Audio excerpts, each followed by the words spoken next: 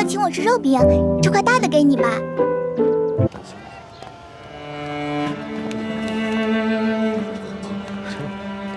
哎，大姐，来我这命吗？不要。您这怎么办呀？哎，价钱好说，大的，结实。您看看这个，不错吧？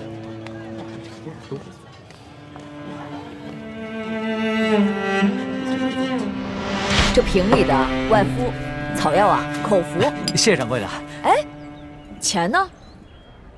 掌柜的，我今日出门的时候忘了带钱，你能不能让我先赊一下账，改日我连本带利一起还你？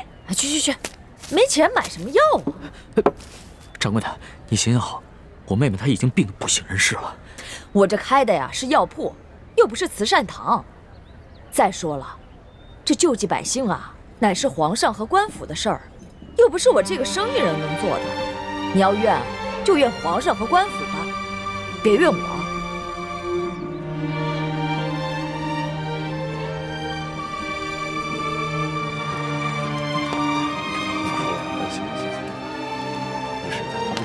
哎，站住！住了，你站住！上哪里？哎，站住！这怎么办？走吧，你过来，走吧。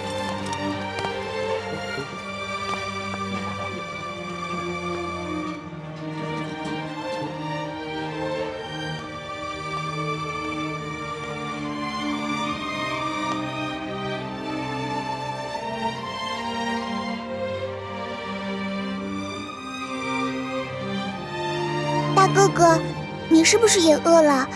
你也想吃烧饼吗？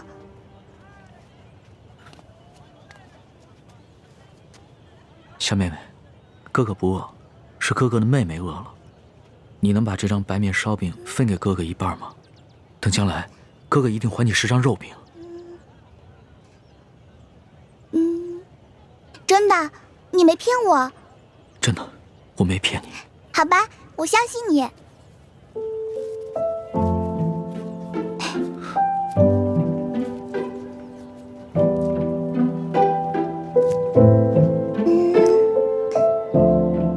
你将来要请我吃肉饼，这块大的给你吧。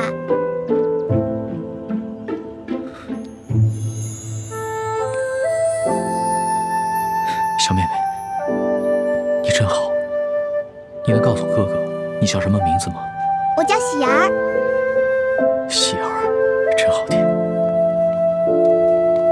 娘，来当米了。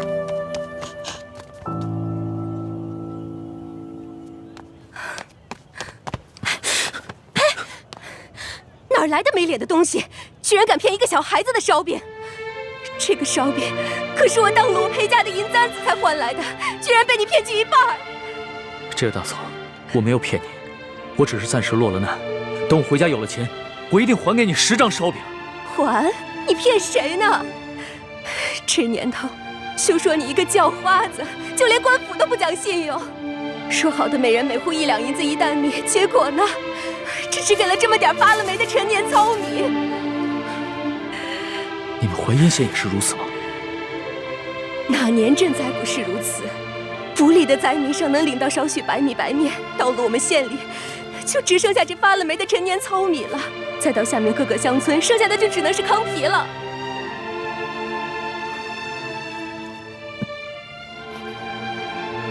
哎呀，喜儿，以后可不能这么傻了。这些人都是骗子，骗你的。喜儿，你一定要相信哥哥，哥哥将来一定会还给你10张肉饼的。我呸！还不快滚！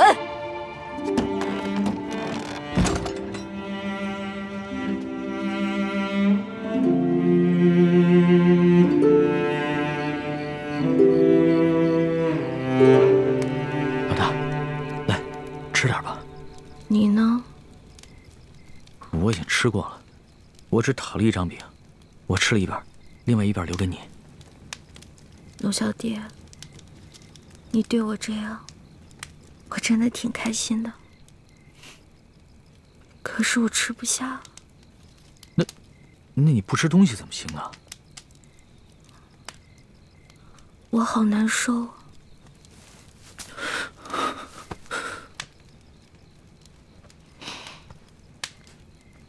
龙小弟，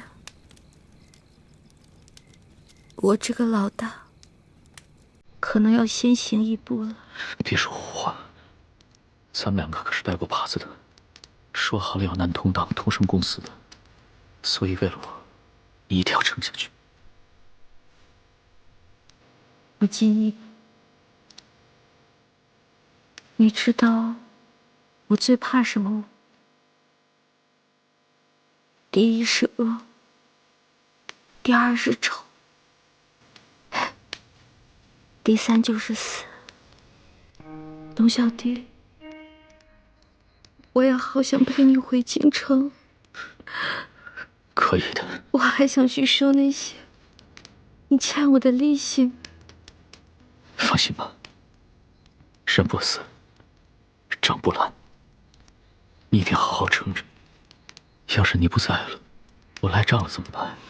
你不会赖账的，你还会整顿吏治，革除疾病，让老百姓过上好日子。因为你是一个好皇帝。我之前说过，你是天底下最不该爱的人。可是我现在说回这句话，你真的很好。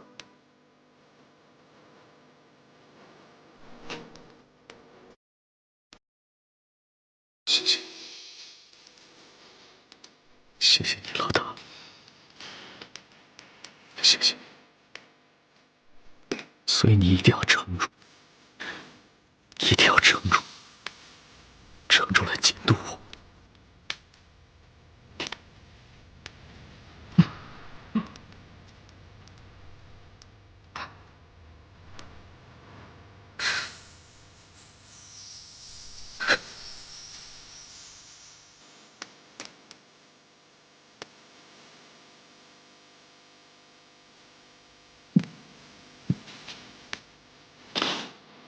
龙小弟，你哭了。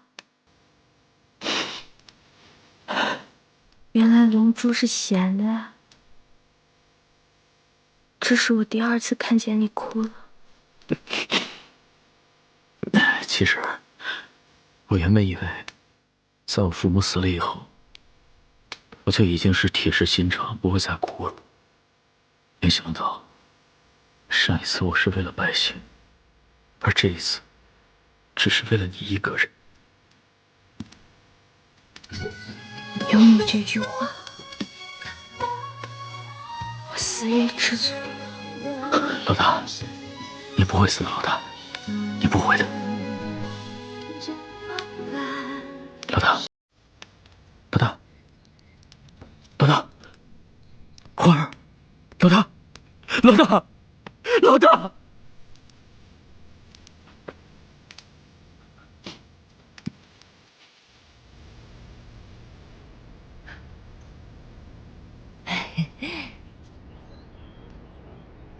掌柜的，咱们可是说好了，这个金镯子我只是暂时抵押在你这儿，你一定要好好保管，改日我一定会赎回来的。放心吧，我是生意人，这药铺开了多少年了，做生意的讲诚信，懂规矩。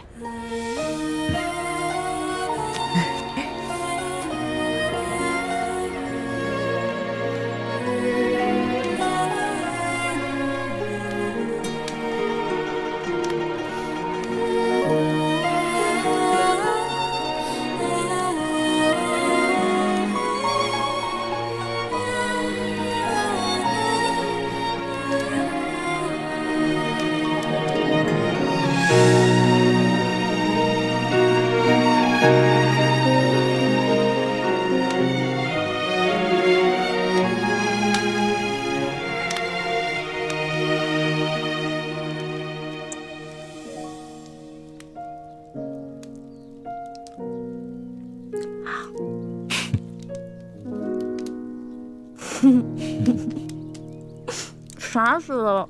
你干嘛一直看着我笑啊？在这种穷乡僻壤的地方，我都快愁死了。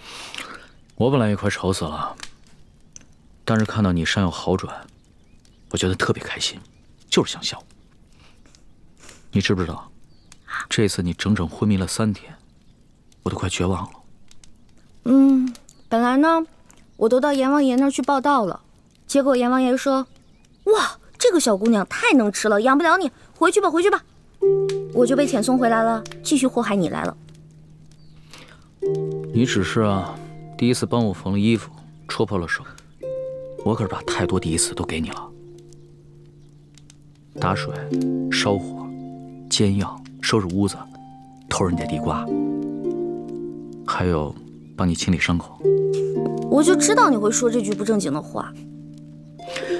不过今天早上我醒来的时候，我看到你没有把我推开，我心里就觉得这一切都值了。龙小爹，你得跟我发誓，这件事情不许告诉任何人。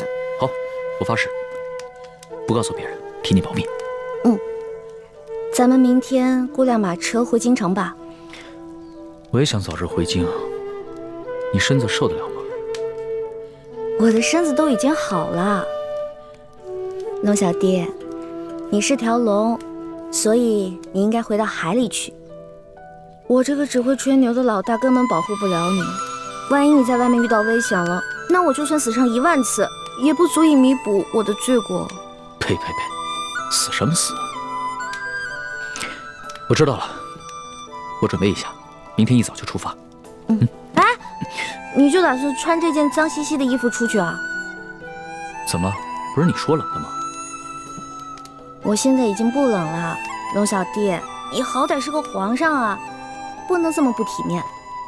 那，你看看你，刚一醒来就开始奚落我了啊？哪有？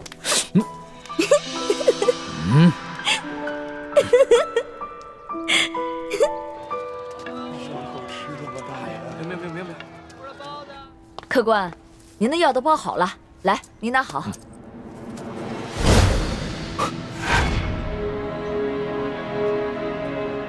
掌柜的，你的金镯子哪来的？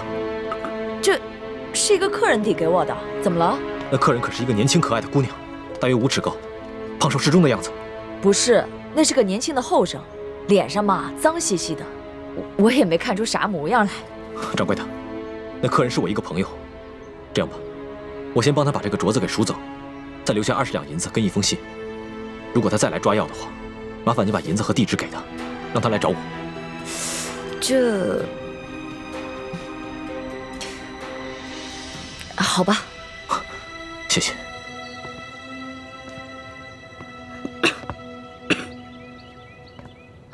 龙小弟怎么还不回来啊？是不是发生什么意外了？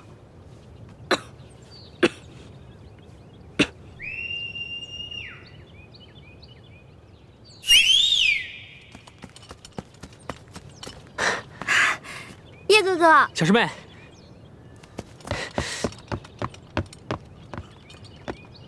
叶哥哥，你怎么才来啊？我早就来了，这几天我四处寻你，可我发出的讯号，你为什么一直不给我回应啊？我这2天不是重伤昏迷了吗？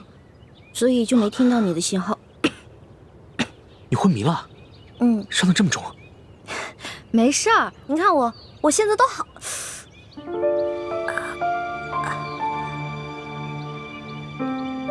所以这些天，一直都是康熙在照顾你，给你洗伤换药。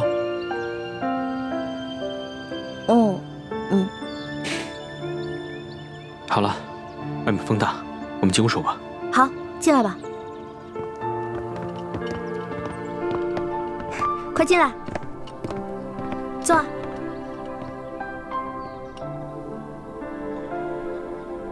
这屋子里怎么就只有1张床啊？那这些天你和康熙……叶哥哥，你千万别误会，这2天我晕得7死8活的，什么都不知道。康熙是一直在照顾我，但我们什么都没有发生，真的。算了，你这次大难不死，已经是不幸中的万幸了。你放心吧，我会替你保密，不会告诉大师兄的。还是叶哥哥好，叶哥哥最好了，什么都替我着想。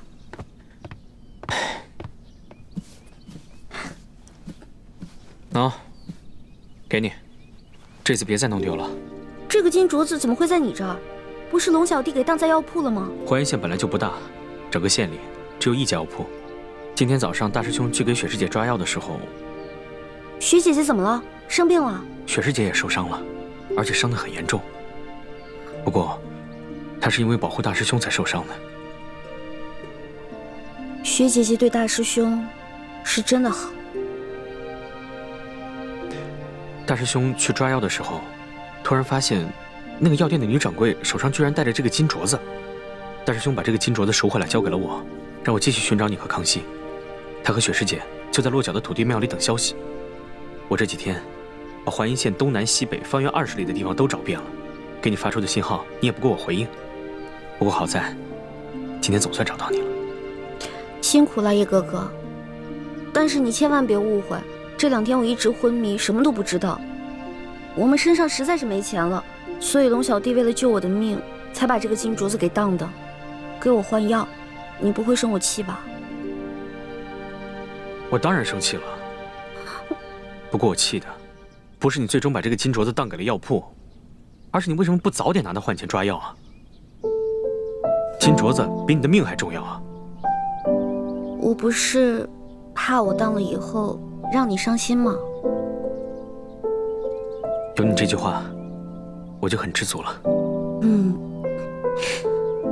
哎，叶哥哥，天马上就要黑了，你赶紧走吧，不然等龙小弟回来该看见你了。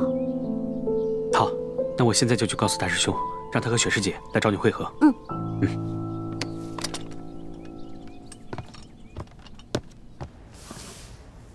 你的朋友给你留了一封信，让你按信上的地址去找他。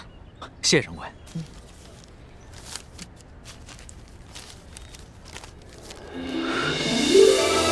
果然是李太医的笔迹，太好了，这下可以顺利回京了。谢谢掌柜的。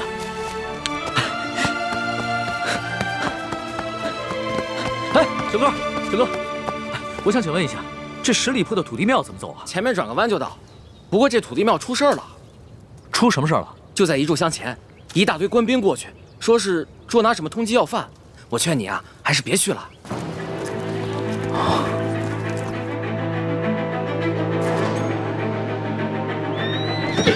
撤！站住！快抓住他们！站住！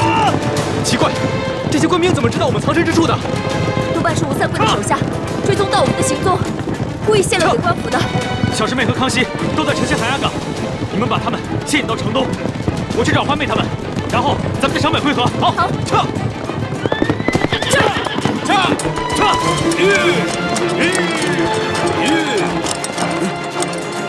这2个才是通缉令上的要犯，不要中了调虎离山之计。追！撤！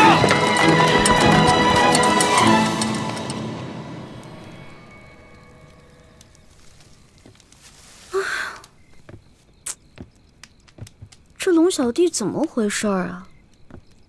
我好不容易跟猪哥哥他们会合了，龙小弟不会出什么事儿了吧？呸！乌鸦嘴！龙小弟一定没事儿的。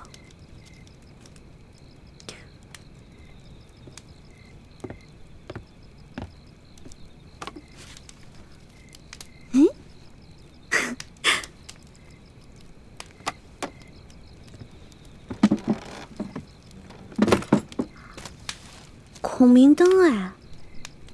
哦，我知道了，原来这家是靠做小手工维持生计的，后来逃难了，所以这些东西就放在这儿。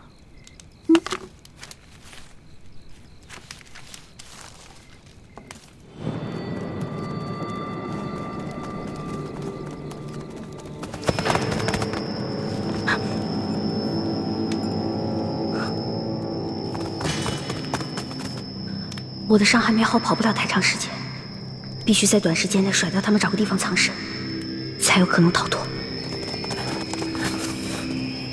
屋里只有那个丫头在，记着留活口，只要有她在咱们手上，他哥哥武功再高，咱们也不怕了。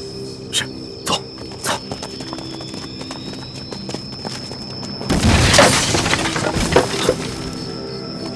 不对，快追！这边，快！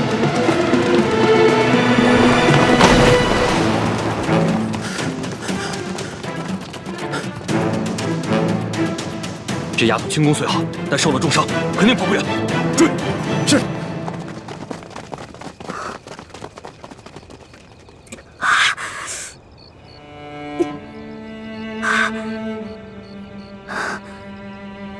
一环，别怕，你一个人逃了，只活了一个李一环。可龙小弟若是活着，就能救天下无数苍生的性命。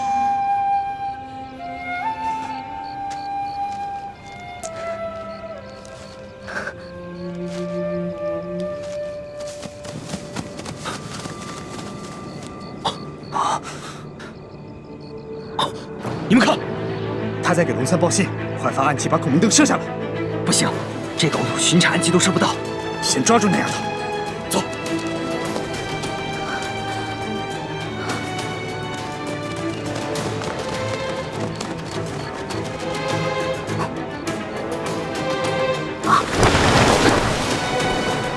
在那呢，追！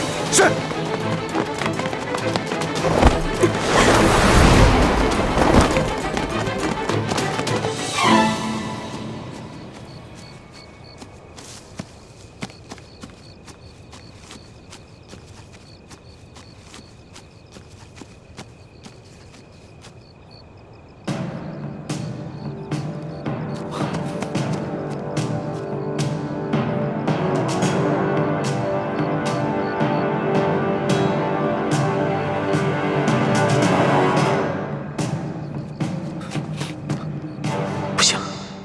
我走了，一欢怎么办？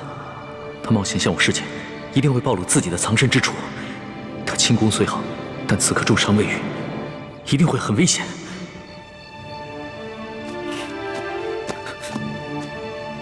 可是我回去也救不了一欢，反而会把自己也搭进去。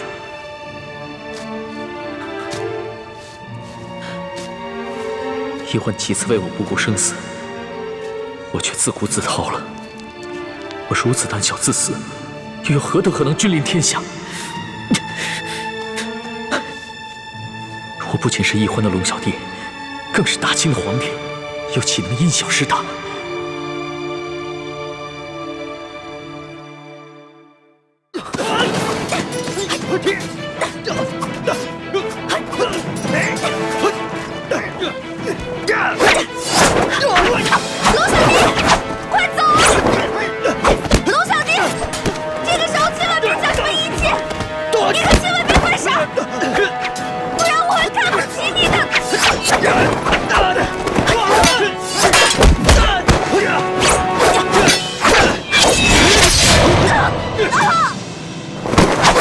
死丫头，轻功那么好，武功却平平。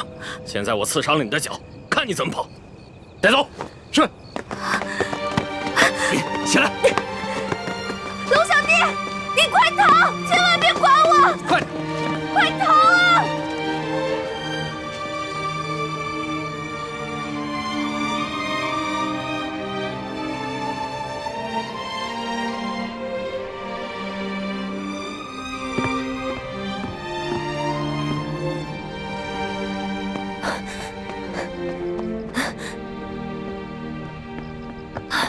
大师兄，小师妹和康熙呢？看来他们已经离开了。只有一张床。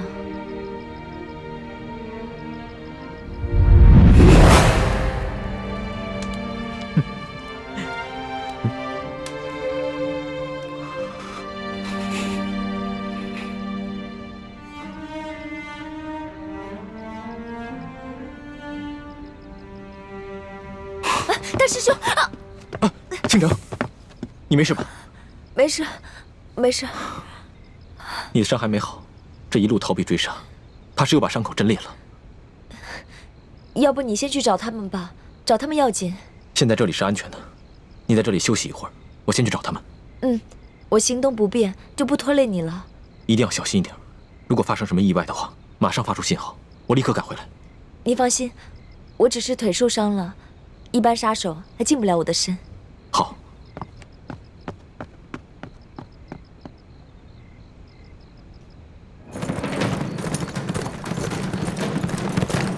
唱。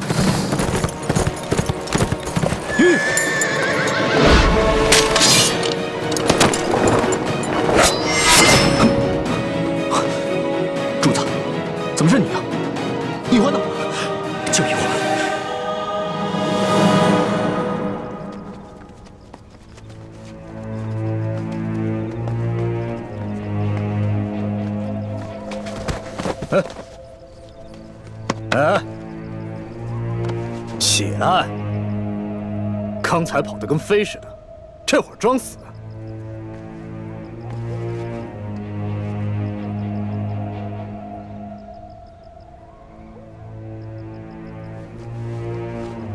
他不是装的，他本就受了重伤，还未痊愈，刚才又中了你一刀，所以才会虚脱昏厥。老大呀，这丫头真俊，反正二公子说了，把龙三他们一行人全部杀掉，不如咱们先……不行，咱们不是他哥哥的对手啊，还得留着他设套，抓他哥哥呢。哎呀，咱们只是玩玩嘛，尽量怜香惜玉点，别弄死他就行了。也好，老子也实在忍不住了。拿着刀。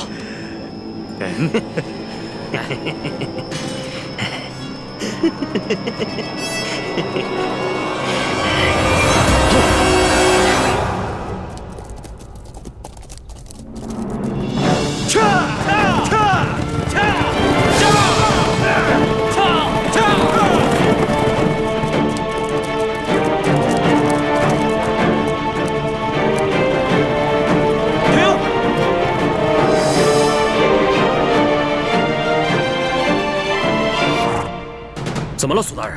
快准备接驾！接驾？皇上在哪儿啊？那个穿补丁衣服的就是皇上。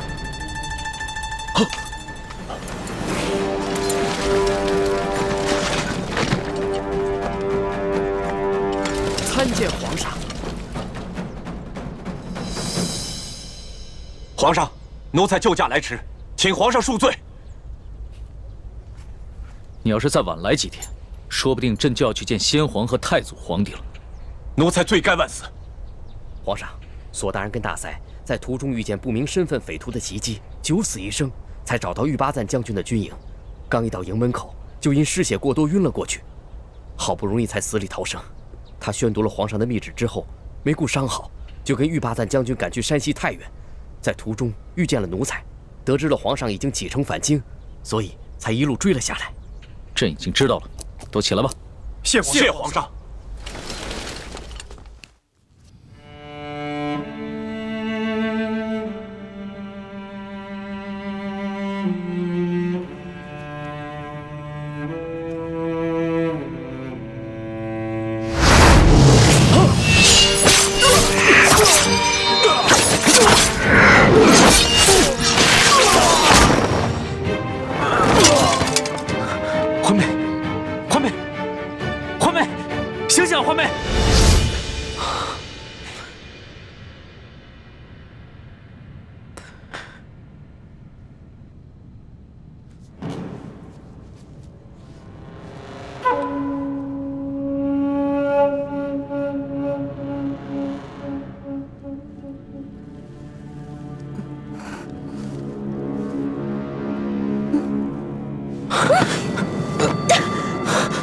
你干什么？你干什么？我滚！小师妹，我走。小师妹，我也是一时冲昏了头，情不自禁。情不自禁？你还有没有一点廉耻心？你明明知道我跟大师兄定了亲，我是为了大明的太子妃啊！你还知道你跟大师兄定了亲，是为了大明太子妃？那你还跟康熙？你可以和大清的狗皇帝亲热，我亲你一下，就变成了不知廉耻是吧？你怎么能说出如此的话？你走！我不想再看见你了。小师妹，我错了，我错了。那要不我现在带你去找大师兄啊？你是不是一直知道大师兄在哪儿等我们？你为什么不带我过去？你把我抱进山洞，到底想干什么？走！滚！我数3个数，如果你再不走的话，你再不走我就咬死自己。好，我走，3，我走。滚！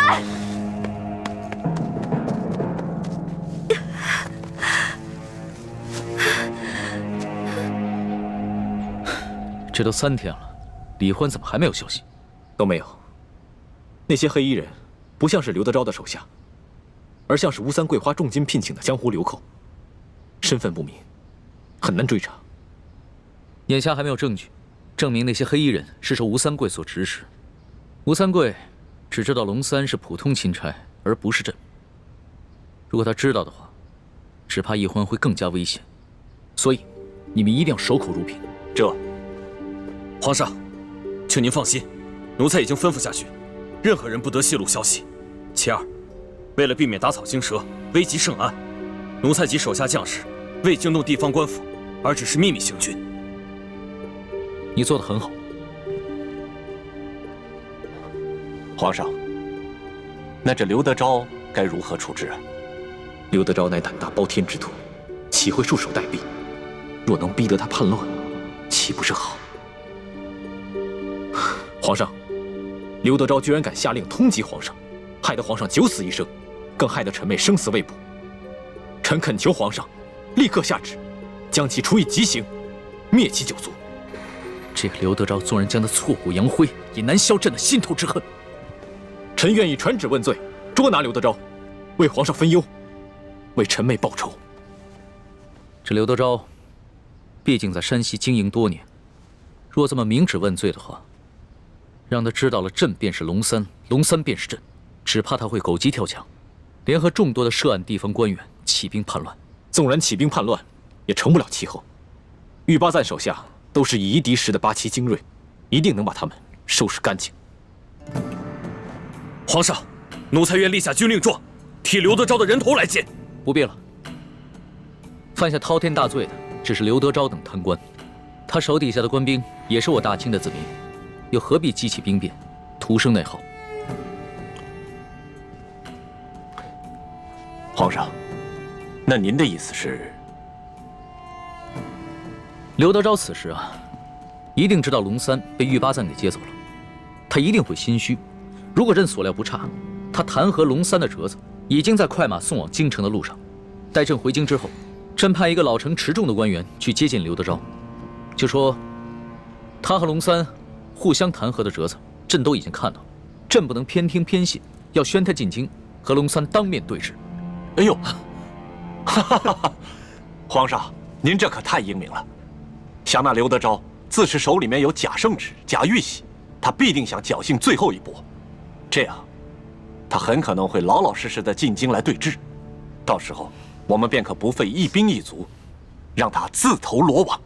想不到他经历了如此大病，受了那么多此前从未受过的屈辱，还能如此冷静。若换了我，只怕会亲自率兵去捉拿刘德昭，一块凶夷。又如此强敌，我要光复大明谈何容易？皇上，既然如此，那就请皇上尽快起驾回京吧。眼下一欢还生死未卜，朕放心不下。是啊，皇上，世淑姑娘是下落不明，可是您留在这山西，那也没有什么益处啊。建清，你快告诉我，玉欢是不是已经……我不会再也见不到玉欢了吧？叔父放心，玉欢不会有事的。啊？难道你已经有了玉欢的下落了？只是瞒着皇上？虽然没有十足的把握，但是也发现了一个关键的线索。玉欢现在是安全的。那你为什么不赶快把他找回来呀？自从鳌拜在康熙面前点明我们兄妹的真实身份之后，康熙表面上不动声色，其实早就对我们兄妹存下了一份戒心。不过经过这几次我们兄妹出生入死的救护他的戒心应该已经消除了。但若是让易欢这么轻易地回到他的身边，说不定他反而会误以为这一切不过是我兄妹设计的苦肉计而已。你的顾虑也不是杞人忧天，但你可知，不仅皇上，就连索额图也在暗中怀疑你们了。索额图？难道他发现了我们的什么破绽？破绽倒是没有，只是他这次前去调兵，途中遭遇了几波江湖杀手的突袭，他怀疑是你暗中指使。他眼见皇上宠信你们，而易欢又为了救护皇上而被黑衣人掳走了，就没敢对皇上说，只是私下里和我提起过。所以我马上把你叫出来，就是想提醒你，一定要当心索额图。多谢叔父提醒，侄儿定当小心行事。好啊，那我就放心了。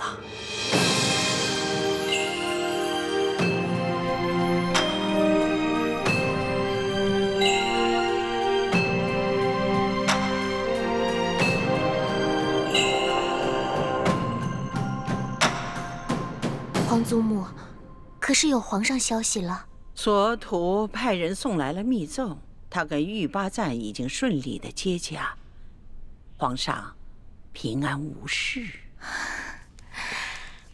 阿弥陀佛，妾身这悬着的一颗心，也总算是放下来了。不过皇上目前不想回京。为何？皇上在索额图搬取援兵之时，接连遭遇了官兵和几路神秘杀手的追杀，幸亏李氏兄妹舍身相救，才脱离了险境。李焕为了引开杀手，下落不明，生死未卜。这李易欢本来就是奴婢之身，为皇上牺牲乃是分内之事。难道皇上为了寻他，就这么一直不回京了？索图密奏说，皇上的遭遇追杀和李易欢的失踪都甚是蹊跷。难道这一切都是有人布的局？来，娘，你先吃。娘不饿，你吃啊。娘骗人，我明明听到娘肚子在咕咕叫。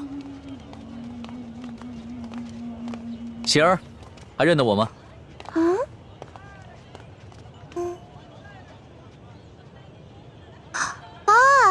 大哥哥，是你呀！喜儿，在吃什么呢？我娘煮的野菜糊糊，家里的米面都吃完了，只能吃野菜了。我娘说要再过几天，连野菜都没得吃了。这位公子爷是？我就是那日分走半张白面烧饼的叫花子，这次过来兑现对喜儿的承诺，还你们肉饼。真的，娘，我就说嘛，大哥哥是不会骗我的。哎呦，你看我这眼睛，那日小夫人说话多有得罪，还望公子大人有大量，不要以小夫人一般见识。没事的，大嫂，在这灾荒之年，人人都只能顾自己。这喜儿啊，能把仅有的一张烧饼分我一半，这等大恩，也是让我终身难忘的。来，啊，肉饼，整整10张肉饼，赶紧吃吧。娘，你先吃吧。谢谢公子爷。大嫂，能不能把这碗野菜糊糊给我喝呀？这公子一看就是出身不凡的大富大贵之人，如何喝得这个呀？